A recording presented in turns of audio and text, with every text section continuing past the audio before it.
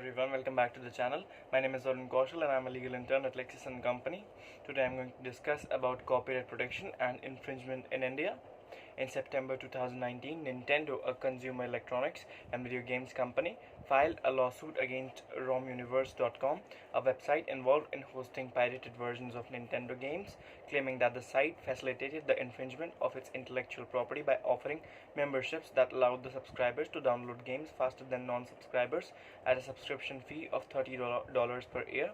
On 1st June 2021, ROMuniverse.com was ordered to pay a compensation of $2.1 million to Nintendo, which had sought $15 million in potential damages. The judgment brought a sense of relief to the companies who feared infringement of their copyrights and came as a warning to those who were involved in copyright infringement. Cases of copyright infringement have increased drastically, and the ongoing COVID-19 pandemic were because of increasing digitalization and internet usage. Everyone, especially the educators, has run headlong into the digital world without a thought to the application of copyright law to their works. A copyright is a collection of rights that protect original works of authorship like literary, dramatic, musical, and artistic works. It exists from the moment the work is created and fixed in tangible form. Some works which are in the public domain can be copied. This include works which are willingly dedicated to the public, works for which copyrights have expired, or the work for which the copyright was not renewed. In India, all works published before January 1st, 1925 have entered the public domain. The awareness of copyright law has increased immensely among people since this global pandemic hit the world. IPR, that is intellectual property rights, is playing a very crucial role in this fight against the ongoing COVID-19 pandemic. On 30th January 2020, when the COVID-19 outbreak was declared a public health emergency by the World Health Organization, it was decided that all nations will fight together to defeat this global pandemic.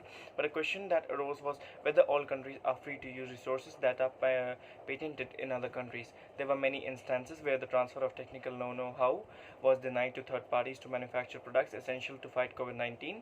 In the United States, the governor of the state of Kentucky admitted to difficulties in procurement and manufacturing N95 masks, owing to several patents. Even India had to amend its patent law to effectively enable foreign pharmaceutical companies to obtain patent protection for medicines. Antiviral drug remdesivir was patented by a company named Gilead.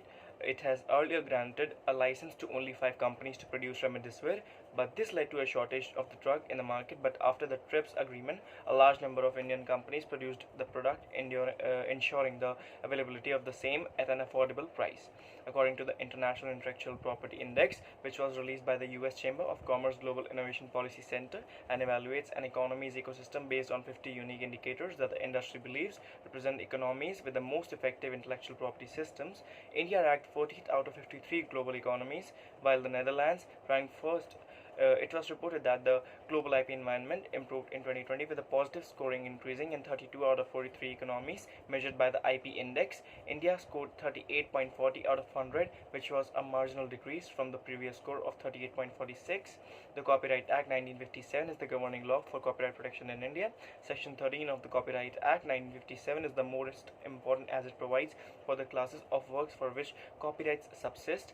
Section 14 of the Copyrights Act 1957 states the exclusive rights which are issued once the copyrights have been granted.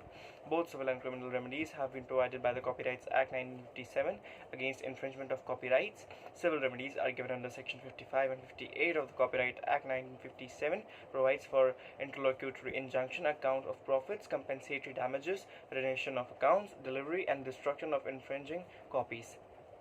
Criminal remedies are covered under Chapter 13 of the Copyright Act 1957. The principal penal provision is Section 63, which states that any person who knowingly infringes or abets the infringement of copyright or any other right covered by the Copyrights Act 1957, such person may be punished with imprisonment of a minimum term of 6 months and a maximum term of 3 years and a fine of between 50,000 to 2 lakh rupees.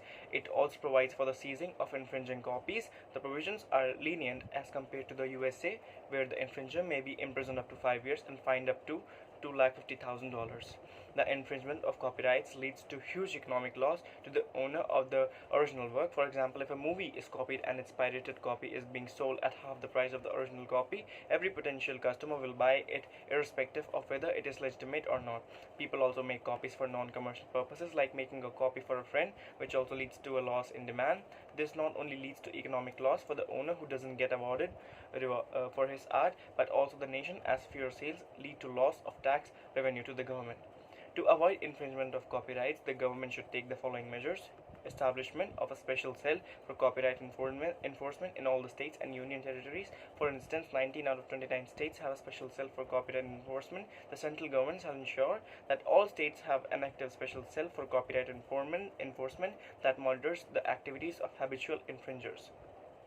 A massive publicity campaign regarding the ills of copyright violation, mentioning its being a criminal offense, consequences, etc., could be launched. Everyone, including the government, local authorities, right holders, associations, law enforcing authorities, etc., have to join hands together. The campaign could be launched on a large scale through mass media like newspapers, journals. It is generally seen that people are aware of it being an offense. Still sees piracy as a medium of earning small amounts because there is no strict enforcement of copyright laws. There is a need to impose stricter punishment on infringement of copyrights. The term of imprisonment should be increased up to 5 years, and the fine needs to increase up to 10 lakh. It is because of the minimal punishment and the weak machinery to enforce copyright law that people take these laws lightly, leading to a rise in cases of copyright infringement. Last but not the least, registration of copyright should be made mandatory. The purpose of copyright laws is to protect the rights of the owners of original work and provide economic benefits to them for their creativity and diligence. It aims to balance the interest of those who create content with the public interest in having the widest possible access to that content. It is highly recommended to register as soon as your idea gets transformed into writing, as it will be a strong proof to be presented before the court in case of infringement. That's it for today's video. Thank you for watching. If you guys have any questions regarding the video, please do ask in the comment section, and don't forget to like, share and subscribe the channel LEXCLIQ.